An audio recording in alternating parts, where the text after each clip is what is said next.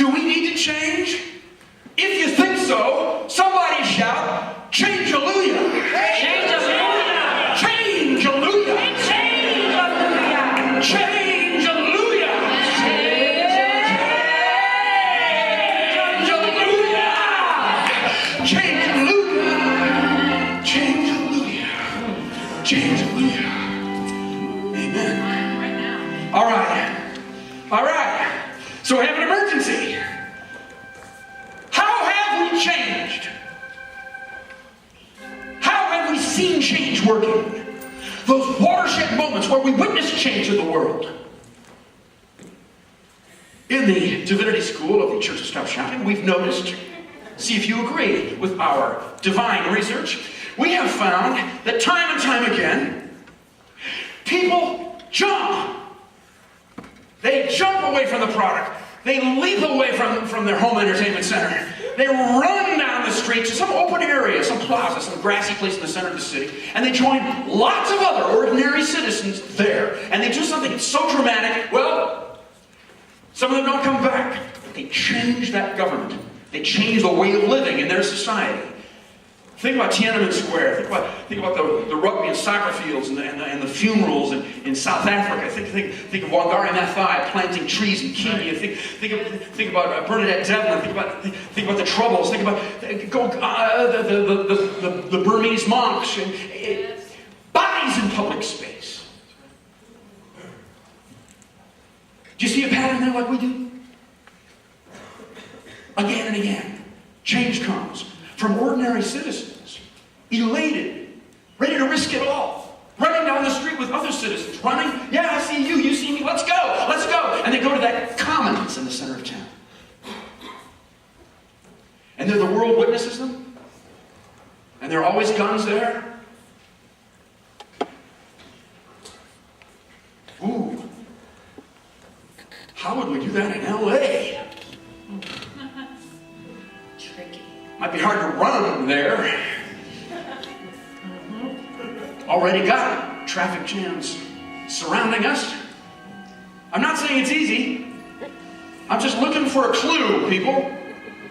We have an emergency. Change-a-luia. We've got to look for a way. There isn't a common strategy right now. There isn't a consensus among well, shall I just progressive people. There isn't. We don't have a big Christian Marxist thing that we're going to do together. Most of us are confused. We just know we got to do something. And we're watching in horror and fascination as our nation's leader completely screw up with our money. Children, shopping. They're shopping.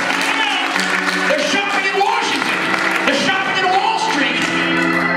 They're doing with $1 billion what I was doing with that hair product. Now, we have something so special in our souls that has been given to us by generations upon generations of Americans. 45 words, 5 freedoms. Worship, speech, press, peaceable gathering, and protest.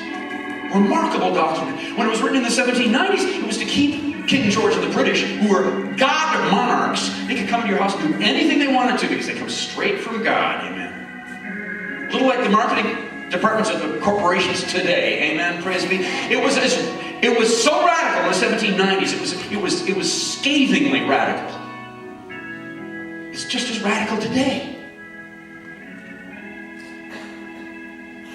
If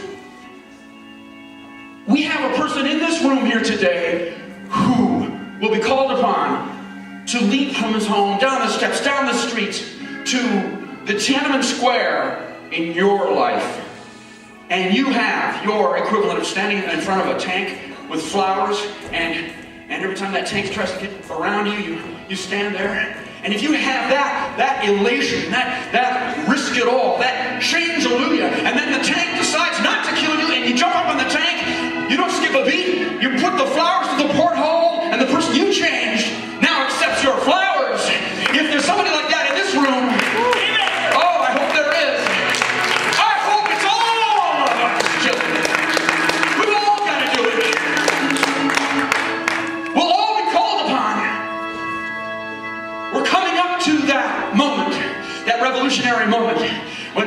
back to change, hallelujah. And with the First Amendment in our bodies, it's like we have a portable commons. If they have decimated our commons, if we can't even figure out where to run to, we have the First Amendment inside our bodies.